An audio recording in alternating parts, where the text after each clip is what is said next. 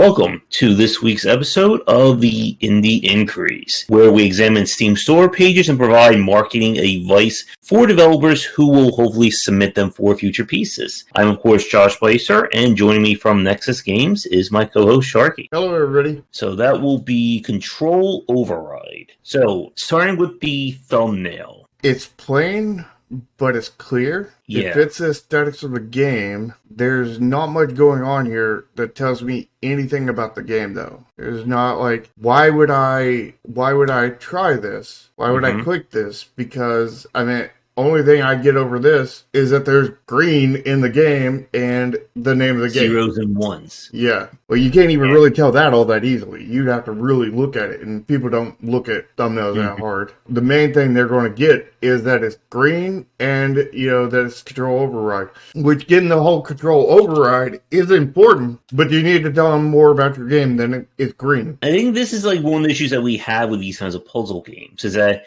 you either have the very clean but not descriptive thumbnail, or you have the very detailed but hard to follow. I think maybe having like some of like the lasers, I think it needs more color. Like as we're talking, the thumbnails or the screenshots are like playing on the left-hand side, so I'm seeing reds and purples and blue. It feels like could use like maybe have like the lasers be like a border around Control Override, so it draws your eyes in. Maybe have a laser across the top and across the bottom. Have like characters in there somewhere. Maybe, I don't know. But it needs more color, and it needs like something to kind of guide your eye. Yeah, and it should all guide your eye to the name of the game.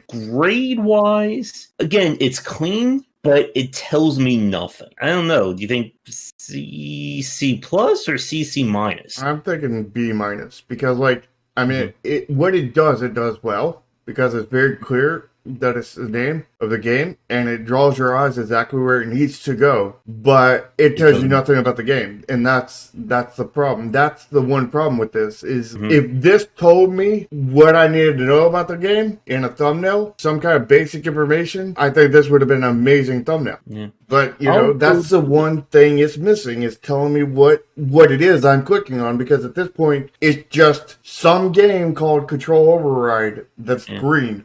That's all I know about the game. I'll give it a C plus for me.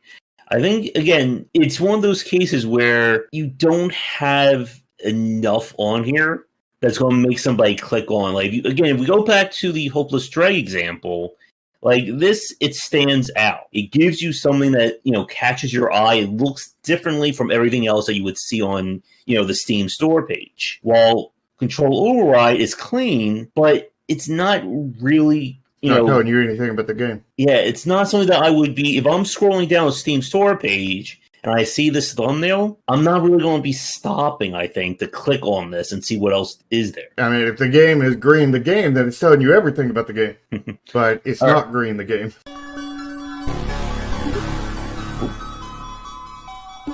Huh? I like the opening. Yeah.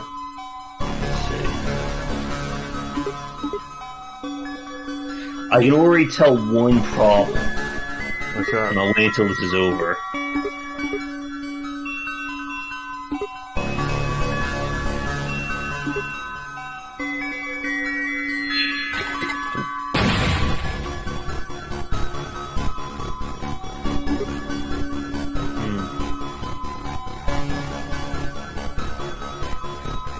Bugs, features, and tools. Everything all developers need.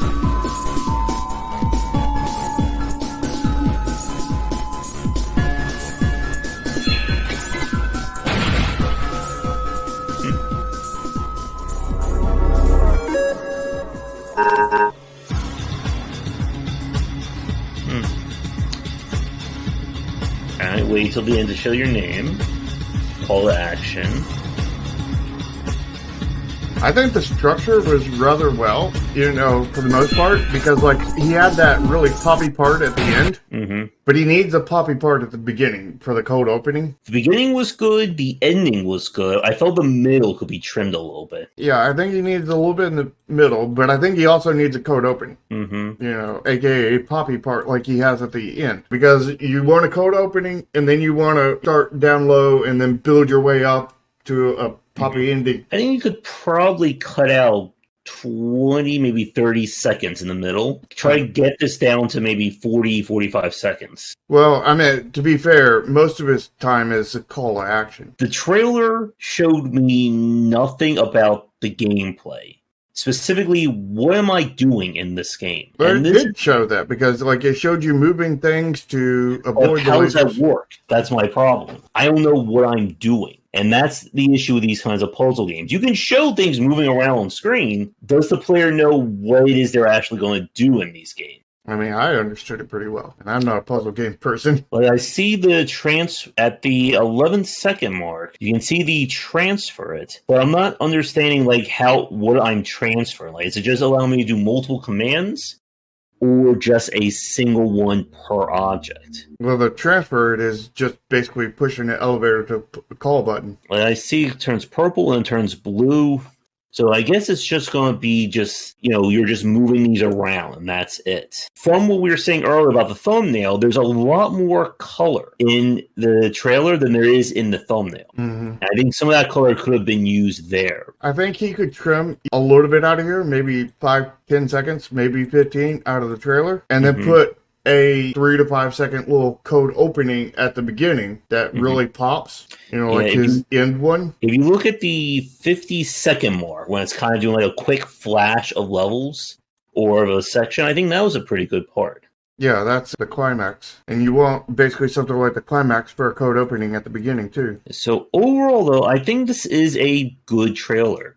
Yeah. Just like a little bit on the long side, and maybe just needs a little bit more in terms in the middle. But it gets the point across. I don't think it needs more in the middle. It just needs adjustment in the middle. I'm thinking in the B range for me. What about you? Yeah, B plus. Because, it is so hard to make a trailer for a puzzle game. And I think they did a pretty good job. I'll keep it a solid B. I think it does feel like it feels longer in the middle than I think it should. But it does, I think, hit everything about this game. Like, by the end of this trailer, I think kind of what kind of puzzles you're expecting. It has a call to action, and I think it does a good job of selling it. With that said, though, the thumbnails or the screenshots. Number 3 was definitely in the trailer. I think number 2 was in the trailer, too. I don't think number 1 was. I think number 5 was, so. One of the issues with this game or with this kind of style is that everything looks very similar just because of how strong the coloring is. Something I might do to help that would be have different boards that have different color backgrounds and borders. Mm-hmm. Rather than using green for all your backgrounds and borders. At least it looks like it, at least according to the screenshots. If they're not, then I would include some of those boards in your screenshots. I would do boards that have a different color for your thing. And I know they're doing colors to represent certain mechanics. Mm-hmm. So they need to be colors that are not being used for mechanics. Yeah, but he probably has a good...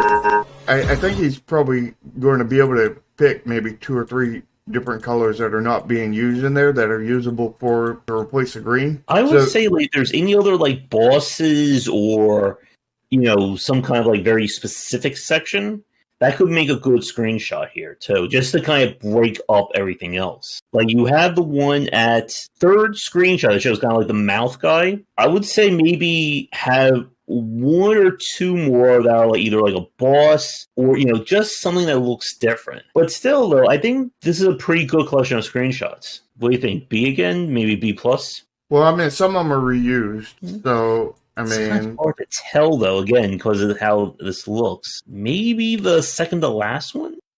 I think about 2 or 3 of them were reused, but there's 8, so there's probably 5 original screenshots. So I'd give it maybe a B. I would say B too. Let's go down to about this game page. All right, so very, very short, but it does have a little bit more structure to it. Yeah, he's got the blue text for key features. He's got bullet points here, and he's got one good GIF. Well, this GIF is really overreaching because this GIF should not be basically a trailer. You know what I mean? You could have broken that into maybe 3 or 4.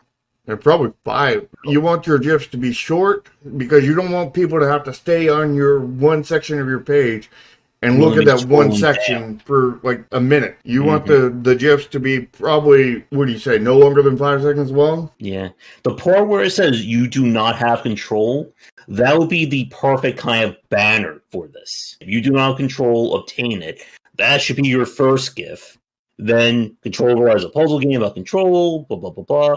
Then have another part of the GIF. If they take this GIF they have and break it up into several pieces kind of thing and turn like one part into a banner, one part into a GIF, another part into a GIF, and another part into a GIF, they will probably have enough to actually divide it out and be what they need it to be. Each one of these key features, or maybe every other, should have a corresponding GIF. Like physics defying puzzles, definitely.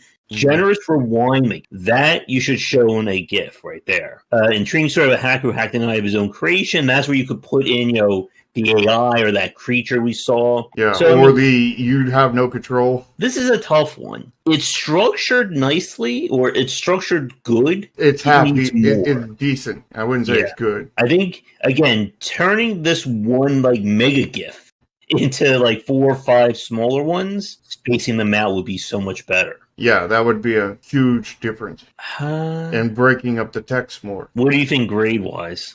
I mean, the structure isn't here, but I think the content is here. You know what I mean? It has potential.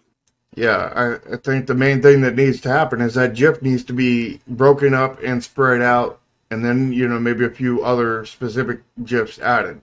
B minus. I was thinking more in I think the C+ range for me. Again, not much has to be done to bump this grade up. Yeah. I think that is a strong positive for this. Yeah, basically, you break that GIF up, and then you spread it all around, and this is probably an easy A.